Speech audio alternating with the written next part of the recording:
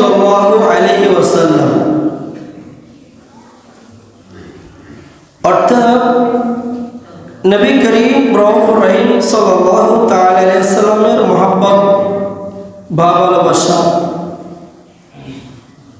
এই বিষয় নিয়ে আজকের খুতবার মধ্যে আমরা আলোচনা করব। আজকের আলোচনাগুলো আমাদের সবাইকে শুনে আমল করার আল্লাহ সে তৌফিক দান করুক, সবাই আমিন।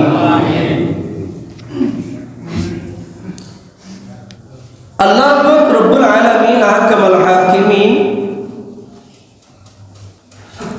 আল্লাহ বলেন আমি যে একজন রব রয়েছি, আমার একমাত্র আখির জামানার নবী জনাবে মুহাম্মদুর রাসূলুল্লাহ সাল্লাল্লাহু তাআলা আলাইহি ওয়াসাল্লামের খাতিরে আমি আল্লাহ আসমান জমিন গ্রহ নক্ষত্র সমস্ত কিছু আমি আল্লাহ, জান্নাত জাহান্নাম সব কিছু আমি আল্লাহ আমার প্যারা মাহবুব নবীর প্রেমের মধ্যে করে আমি সৃষ্টি করেছি। সুবহানাল্লাহ।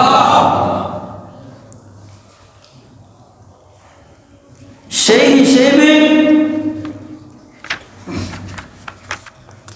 রব্বুল আলামিন সূরা আহজাবের 6 নম্বর আয়াতের মধ্যে ইরশাদ করেছেন,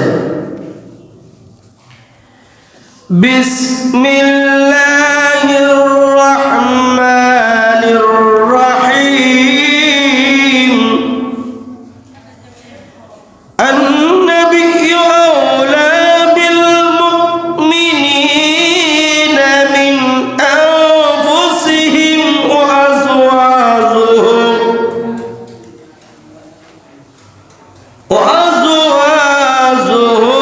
أمهاتهم। রব্বুল আলামিন বলেন, নবী আল্লাহ পাক রব্বুল আলামিন এলান করেন, নবী মুমিনগণের তাদের প্রাণের চেয়ে অধিক মালিক, নবী মুমিনগণের তাদের প্রাণের চেয়েও অধিক মালিক, এবং তার স্ত্রীগণ মুমিনদের মা। সুবহানাল্লাহ। রব্বুল আলামিন এলান করেন, النبي أولى بالمؤمنين من أنفسهم وأزواجه أمهاتهم। নবী মুমিনগণের তাদের প্রাণের চেয়ে অধিক মালিক এবং তাদের স্ত্রীগণ ঈমানদার মুমিন বান্দাদের মা। সুবহানাল্লাহ। নবীগণের স্ত্রী ঈমানদার মুমিনদের কি মা। মার সাথে ভালো আচরণ করতে হবে। কি আচরণ? ভালো আচরণ। মার সাথে কোনো ধরনের ঠাট্টা মশকরি বেয়াদবি করা যাবে না। যারা করে আল্লাহ তাদেরকে হেদায়েত দান করুক, আমিন।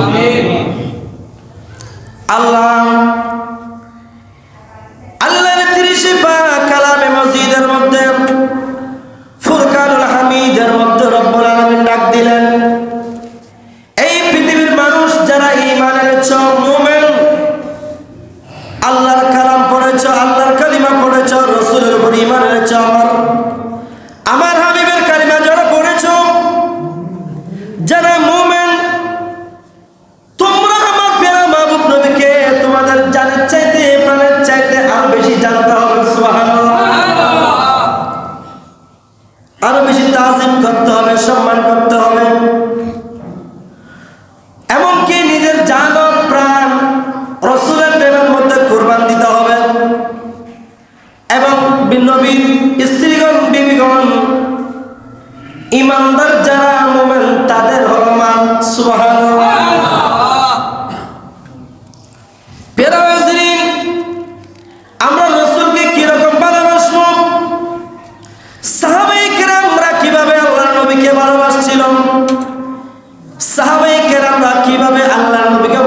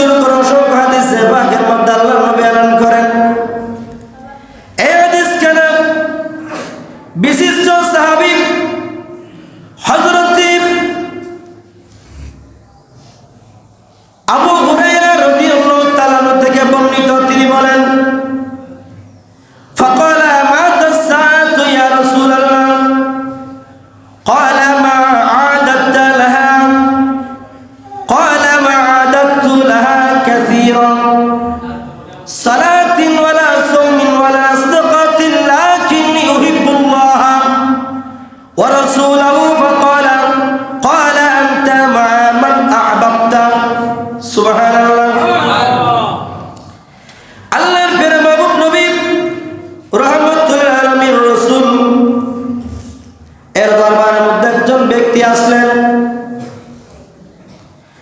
আল্লাহ রাসূলের কাছে জানতে চাইলেন, ইয়া রাসূলুল্লাহ, ইয়া হাবিবাল্লাহ, নবী গো, কিয়ামত কখন হবে?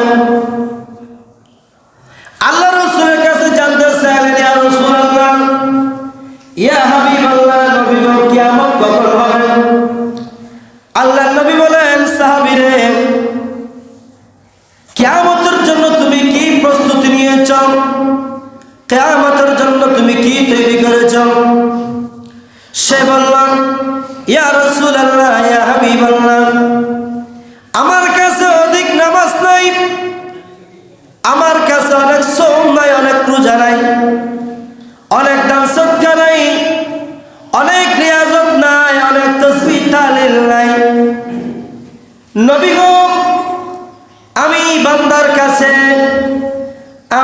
আমি বান্দার অন্তরের মধ্যে আল্লাহ এবং আল্লাহর রাসূলের ভালোবাসা পরিপূর্ণভাবে রয়েছে। সুবহানাল্লাহ।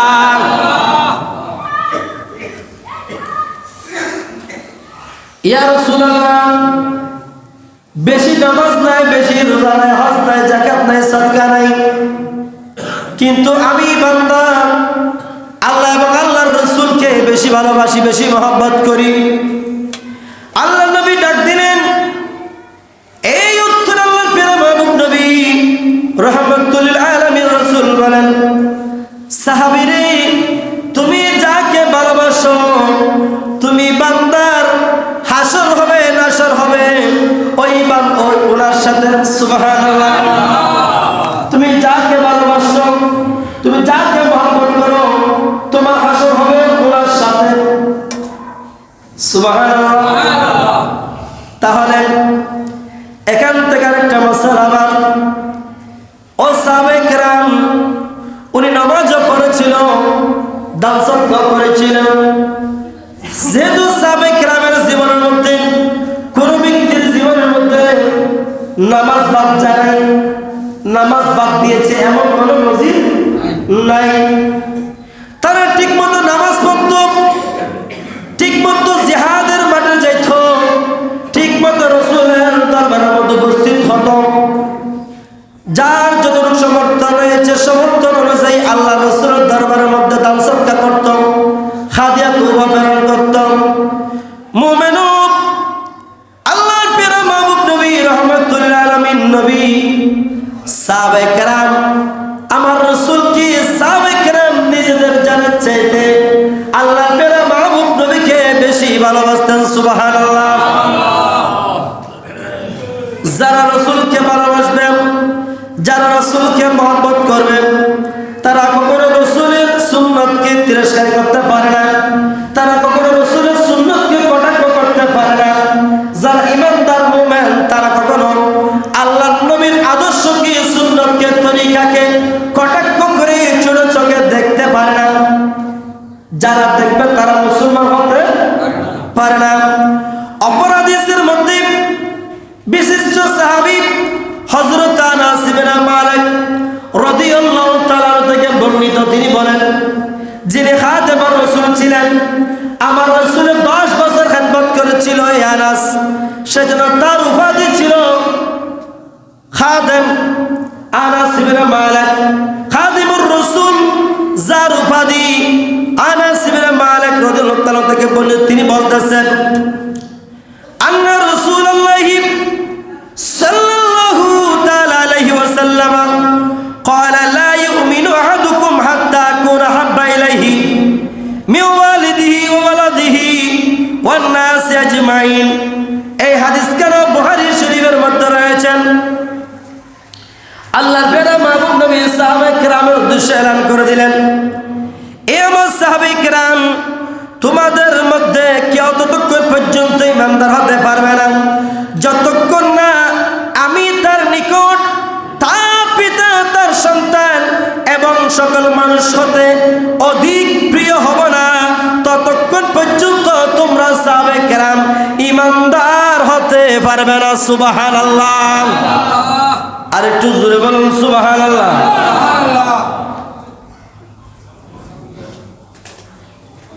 যতক্ষণ পর্যন্ত আমি রাসূল তোমাদের কাছে নিজের জানের চাইতে, মানের চাইতে, ধনের চাইতে, দৌলতের চাইতে বেশি প্রিয় হব না?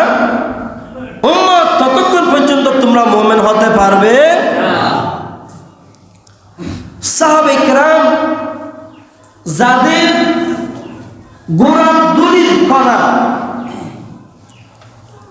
সাহাবায়ে কেরাম যে গোড়ার উপর গুলো সওয়ার হয়েছিল, ওই গোড়ার পায়ের নিচে একটা জাররা, একটা বালু যদি 70 ভাগে বিভক্ত করে জাররা পরিমাণ যদি এক পাল্লার মধ্যে দেওয়া হয়, আমাদের এক আমল যদি এক পাল্লার মধ্যে দেওয়া হয়, এরপরও সাহাবায়ে কেরামের ওই দুলিকণার পাল্লাটা অনেক অনেক বেশি ভারী হবে। সুবহানাল্লাহ। এমন সাহাবায়ে কেরামকে আমাদের দেশের মধ্যে অনেক মুসলমানরা সাহাবায়ে কেরামকে গালি দেয়, আছে না নাই?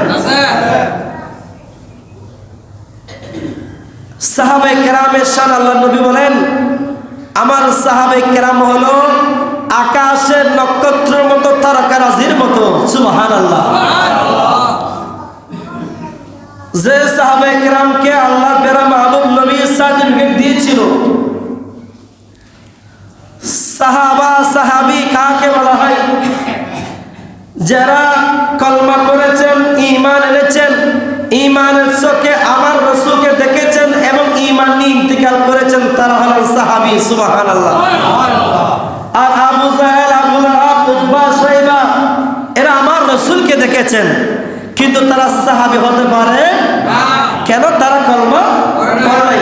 আসুন আমরা একবার কলমা থেকে পড়ি, লা ইলাহা ইল্লাল্লাহ মুহাম্মাদুর রাসূলুল্লাহ। মুহাম্মাদের আওয়াজে লা ইলাহা ইল্লাল্লাহ মুহাম্মাদুর রাসূলুল্লাহ সাল্লাল্লাহু তাআলা আলাইহি ওয়াসাল্লাম।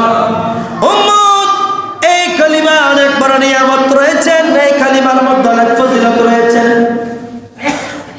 50 বছর হায়াত হয়েছে, 60 বছর হায়াত হয়েছে, 40 বছর হায়াত হয়েছে। অনেক মুসলমান এখনো পর্যন্ত কলমায়ে শাহাদাত জানে না, কলমায়ে তয়্যিবা পড়তে জানে না, এমন অনেক মুসলমান আছে না নাই? মুসলমান দাবি করি, ধর্ম নিয়ে বাড়াবাড়ি করি, কিন্তু তাদের ভিতরে কলমার জ্ঞানটা পর্যন্ত তাদের আমলের মধ্যে নাই। প্যারা হাজরিন, আল্লাহর প্যারা মাহবুব নবী সাহাবায়ে কেরাম তারা কেমন সাহাবা ছিল? যিনারা আমার রাসূলের পিছনে নামাজ পড়েছিল, আমার রাসূলের পিছনে নামাজ পড়েছিল। যে রাসূলের পিছনে নামাজ পড়লে গুনাহে কবিরা, গুনাহে সগীরা আল্লাহ পাক রব্বুল আলামিন সমস্ত গুনাহ মোচন করে দেয়। সুবহানাল্লাহ। একজন সাহাবায়ে কেরাম আল্লাহ রাসূলের দরবারের মধ্যে আসলেন, ইয়া রাসূলুল্লাহ, ইয়া হাবিবাল্লাহ, নবী গো, আমি গুনাহ করেছি, পাপ করেছি, জিনা করেছি। আল্লাহর নবী কোনো ধরনের জবাব দেন নাই। নামাজের সময় ছিল, নামাজ আদায় করে নিল, নামাজ পড়েছেন, নামাজের পর আবার বলতেছেন, ইয়া রাসূলুল্লাহ, ইয়া হাবিবাল্লাহ, নবী গো, আমি পাপ করেছি, জিনা করেছি। আল্লাহর নবী শেষ পর্যায়ে বলতেছেন, ও সাহাবী, তুমি কি আমি রাসূলের পিছনে নামাজ পড়োনি? বলতেছেন, নাম ইয়া রাসূলুল্লাহ, হ্যাঁ, নামাজ তো পড়েছি। আল্লাহর নবী বলেন, সাহাবী, তুমি আমি রাসূলের পিছনে যখন নামাজ পড়েছিলাম, লা মাকানুল কুদরতুল খুদা, তুমি বান্দার জীবনের সমস্ত গুনাহ আল্লাহ ক্ষমা করে দিয়েছেন। সুবহানাল্লাহ। আর একটু জোরে বলুন সুবহানাল্লাহ। নামাজ এমন একটা ইবাদত, এমন একটা রিয়াজত, যে নামাজ পড়লে, নামাজের মধ্যে দাঁড়াইলে আল্লাহর সাথে কথা হয়। কার সাথে? আল্লাহর সাথে কথোপকথন হয়, আল্লাহর সাথে দিদার হয়, আল্লাহর সাথে মেরাজ হয়। আমার রাসূলের মেরাজ ছিল স্বয়ং ডাইরেক্টলি, সরাসরি আল্লাহর সাথে। আর বান্দার মেরাজ হলো নামাজের মধ্যে দাঁড়িয়ে, যখন সূরা কেরাত পড়ে আল্লাহর কাছে নিয়ত করে নামাজের মধ্যে দাঁড়িয়ে যায়। আমার রাসূল বলেন, আসসালাতু মিরাজুল মুমিনিন, ওই সালাত হলো তুমি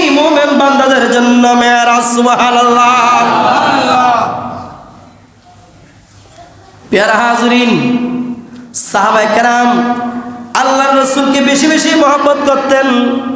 শুধু সাহাবায়ে কেরাম মহব্বত করতেন না, আকাশের গাছপালা, আকাশের তারকারাজি, পাহাড় পর্বত পাথর গাছপালা পর্যন্ত, বনের হরিণ পর্যন্ত আমার রাসূলকে মহব্বত করতেন, ভালোবাসতেন, সালাম দিতেন। হাদিসে পাক খুললে দেখা যায়, হাদিসের মধ্যে রয়েছেন আল্লাহর নবী বলতেছেন, ও আমার সাহাবায়ে কেরাম শুনো, আমি রাসূল নবুয়ত প্রকাশের পূর্ব থেকে মক্কার একটা পাথর আমি রাসূলকে তখন থেকে সালাম দিত। সুবহানাল্লাহ। ওই রাস্তা দিয়ে হাঁটলে ওই পাথর কার আমি রাসূলকে সালাম দিত, আসসালাতু ওয়াসসালামু আলাইকা সাইয়্যিদি ইয়া রাসূলুল্লাহ। এইভাবে ওই পাথর কারা আমি রাসূলকে সালাম দিত, যে পাথর কারা এখনো পর্যন্ত আমি রাসূল চিনি জানি, এখনো ওই পাথর এখনো পর্যন্ত রয়েছেন। আর মানুষ হয়ে আমরা রাসূলকে সালাম দিতে চাই না, এরকম আছে না? তারা আবার কোনো হিন্দু নয়, কোনো বুদ্ধ নয়, তারা আমাদের জাতি ভাই। রাসূলকে সালাম দিলে ঈমানের জজবা বেড়ে যাবে, মুমিনদের ঈমানের শক্তি বেড়ে যায়।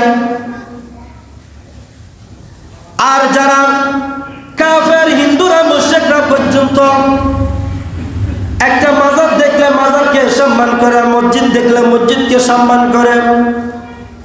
মসজিদ মন্দির তো দূরের কথা, মাজার তো দূরের কথা, কোন একটা বড় গাছ বট গাছ দেখলে বট গাছকে পর্যন্ত হিন্দুরা কি করে? তাজিম করে, সম্মান করে। এটাকে ছোট পূজা মনে করে না? বট গাছ পূজা করে, তখন লাল কাপড় বেঁধে দিয়ে পূজা করে। নদী যখন পার হয়, নদী বড় নদী দেখলে ওই নদীকে সালাম করে, নমস্কার করে। আর পানি যদি ছুঁইতে পারে পানিকে একটু নমস্কার করে। এটা তাদের তাজিম, যদিও বা কাফের। কিন্তু দুর্ভাগ্যের বিষয়, আমাদের মুসলমানদের মধ্যে কতগুলো মুসলমান আছে যাদের কাছে আল্লাহর মসজিদ মাজার মন্দির পর্যন্ত তাদের কাছে কি নয়? সম্মানের রাস্তা নাই। না কি করে আমরা মসজিদ দেখলে মোবাইলের গানের আওয়াজ বড় করে দিই, মাজারের সামনে কিভাবে আমরা মোবাইলের বিভিন্ন হিন্দি গানের বাংলা গানের ডিজে গানের আওয়াজ বড় করে দিই। এবার কোনো হিন্দুর ছেলে নয়, কোনো বুদ্ধর ছেলে নয়, কোনো মুসলমানের ছেলে নয়, এরাও আমাদের মুসলমানের ছেলে। আপনার ছেলে আমার ছেলে, আপনার ভাই আমার ভাই, এরকম ঠিক না বেটি? কিন্তু কেন অমুসলমান? তোমার উচিত ছিল, তোমার আদর্শ ছিল, তোমার শরীয়তের তোমার গলার মধ্যে, তুমি শরীয়তের লাগামের মধ্যে রয়েছ, তুমি উম্মত মুহাম্মদের উম্মত হয়েছ, সেহেতু তুমি বান্দার উচিত ছিল কোরআন সুন্নাহ মোতাবেক তোমার জীবন পরিচালনা করা। সুবহানাল্লাহ। সেটা না করে শুধু স্কুলে কলেজে মাদ্রাসায় গেলে জ্ঞান অর্জন হবে তা নয়। প্রাকৃতিক প্রধান আইন হলো মায়ের বুনিয়াদ, জ্ঞান হলো মায়ের কুল। যে ছেলে সন্তানরা মায়ের কুলে বাবার কুলের মধ্যে ভালো কিছু জ্ঞান আহার করবে, মাতা পিতার কাছে ভালো কিছু দেখবে, ওই বাচ্চাটা ওগুলো ফলো করবে, আমল করবে। সুবহানাল্লাহ। আর যে সমস্ত ছেলে সন্তানের মাতা পিতারা অন্যায় করবে, অপরাধ করবে, গালি দেবে, নিকৃষ্ট কাজের মধ্যে জড়িত হবে, মিথ্যা কথা বলবে, ওই বাচ্চাগুলো খেয়াল করবেন। ছোট বাচ্চার দেমাগগুলো এমন দেমাগ, আপনি পাথরের মধ্যে পাটি দিয়ে, পাথরের মধ্যে কুড়াল দিয়ে, আপনি হাতুড়ি দিয়ে পিটিয়ে লেখা লিখলে যেভাবে কখনো মুছে না। ছোট বাচ্চাদের ব্রেন হলো, জ্ঞান হলো ওই রকম।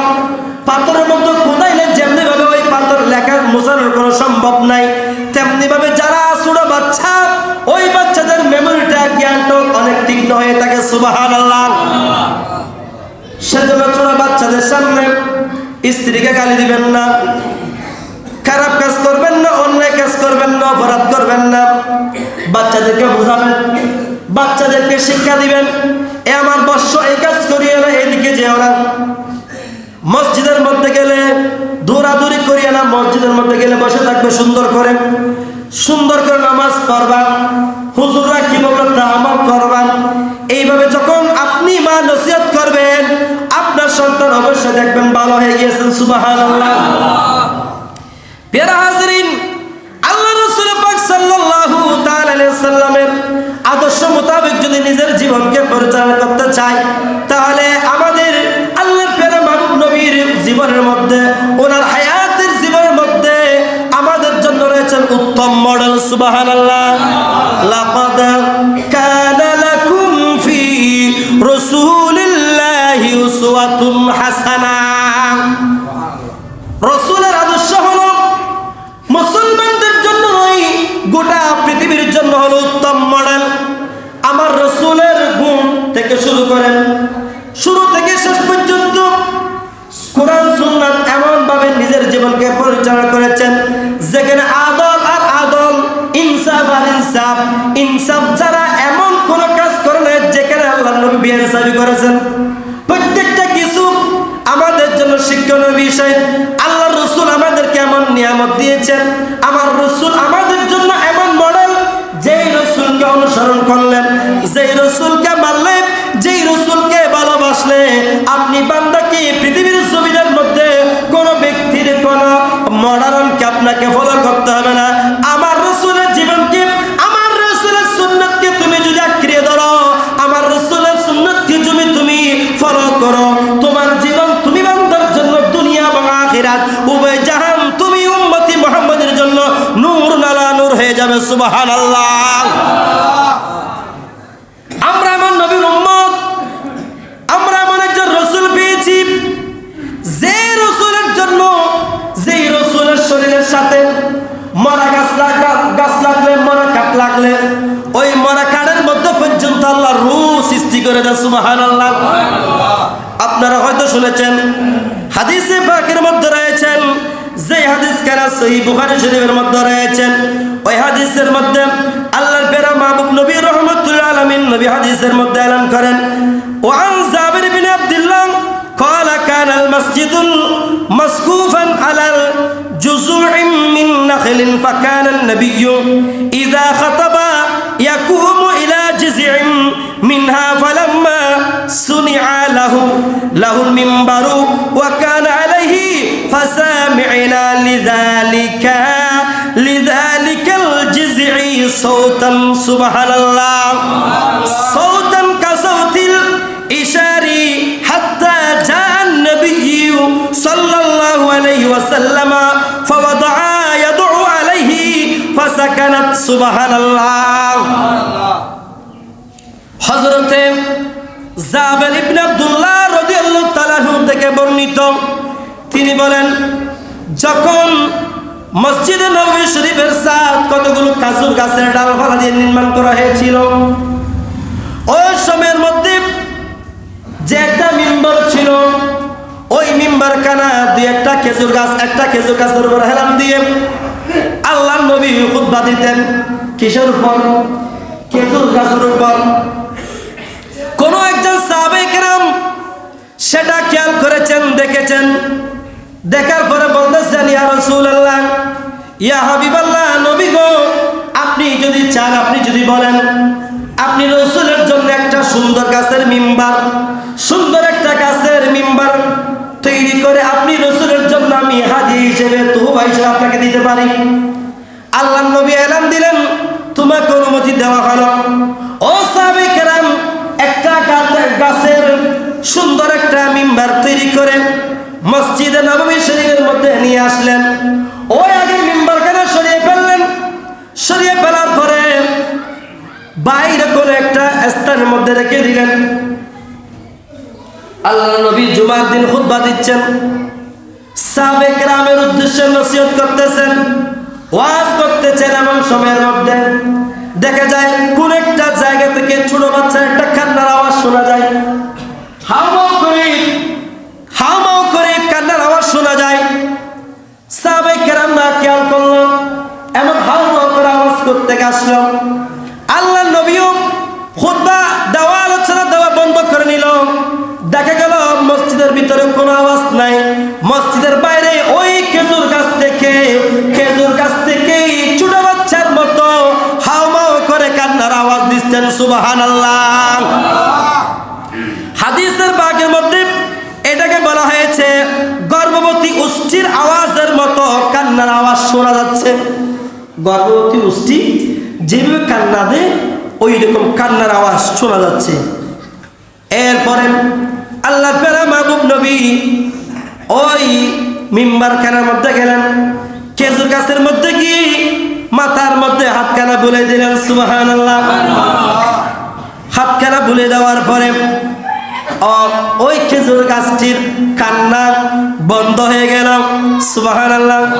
সেজন্য শায়ের বলেন হুসনে হান্নানা ছিল একটা খেজুর গাছের নাম, যাকে ধরে খুতবা দিতেন রাসূল আকরাম, যাকে ধরে খুতবা দিতেন রাসূল আকরাম। গাছটি নবীর বিরহে কাঁদিতে রহে, ও গাছটি নবীর প্রেমেতে কাঁদিতে রহে। হতবাক হলেন যত সাহাবে কেরাম, বলো রহমত আলম নবী নূরে মুজাসসাম, রহমত আলম নবী নূরে মুজাসসাম। সাহাবীরা আতর বানাই ওই নবীজির গাম, সাহাবীরা আতর বানাই ওই নবীজির। উস্তুনে হান্নানা ছিল একটা খেজুর গাছের নাম, যাকে ধরে খুতবা দিতেন রাসূল আকরাম, যাকে ধরে খুতবা দিতেন রাসূল আকরাম। গাছটি নবীর বিরহে কাঁদিতে রহে, হতবাক হলেন যত সাহাবে কেরাম। সালাতুন ইয়া